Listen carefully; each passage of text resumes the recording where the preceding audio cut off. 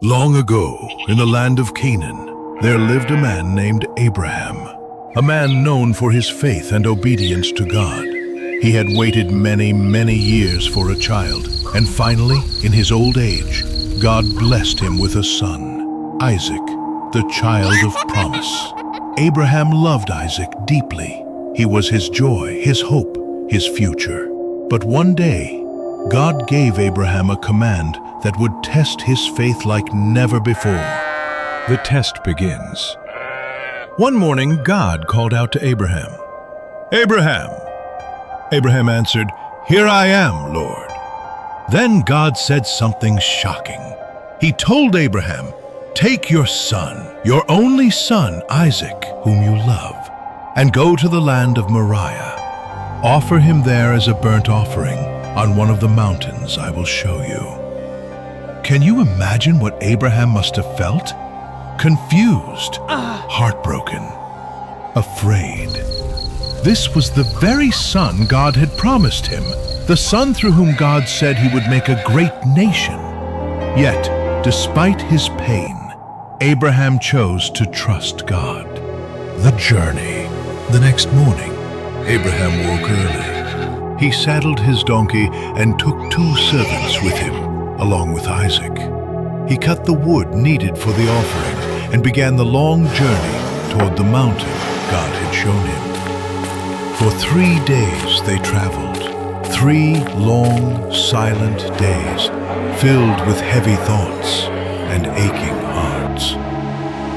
Abraham must have looked at Isaac many times, wondering how this journey would end.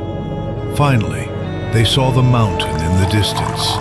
Abraham turned to his servants and said, "Stay here with the donkey. The boy and I will go over there to worship, and then we will come back to you." Even in that moment, Abraham spoke words of faith. "We will come back." He believed that somehow God would keep his promise. The question. Abraham placed the wood on Isaac's shoulders, and together they climbed the mountain. Abraham carried the fire and the knife. As they walked, Isaac spoke up. "Father?" "Yes, my son," Abraham replied. Isaac looked around and asked, "We have the fire and the wood, but where is the lamb for the offering?" Abraham's voice trembled, but he answered with faith, "My son, God himself will provide the lamb for the burnt offering." And they continued walking together in silence. The altar. When they reached the place God had shown him, Abraham built an altar. He arranged the wood carefully. Then, with trembling hands, he looked at his son, his only son, Isaac. The Bible doesn't tell us Isaac's exact reaction, but we can imagine the trust between father and son. Isaac allowed himself to be bound and placed upon the altar.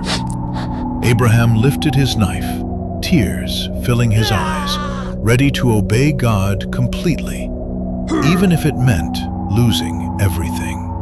God intervenes. Just as Abraham raised his hand, a voice called out from heaven, "Abraham! Abraham!"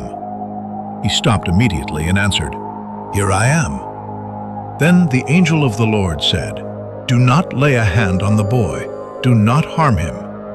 Now I know that you truly fear God, because you have not withheld your son, your only son, from me." At that very moment, Abraham looked up and saw a ram caught by its horns in a nearby bush. With relief and gratitude, Abraham took the ram and offered it as a sacrifice in place of his son.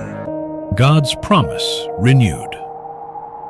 Abraham named that place, "The Lord will provide," or in Hebrew, Jehovah Jireh. Then the angel of the Lord spoke again, "Because you have done this, and have not withheld your son, your only son, I will surely bless you. I will make your descendants as numerous as the stars in the sky and the sand on the seashore."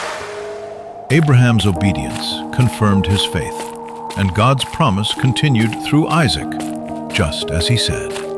The lesson. The story of Abraham and Isaac is more than a test. It's a message about trusting God completely, even when His plans don't make sense. It reminds us that faith is proven through obedience, and that God always provides, sometimes in the last moment, but always right on time. When we place our trust in Him, we discover that His ways are higher, His timing is perfect, and His promises never fail.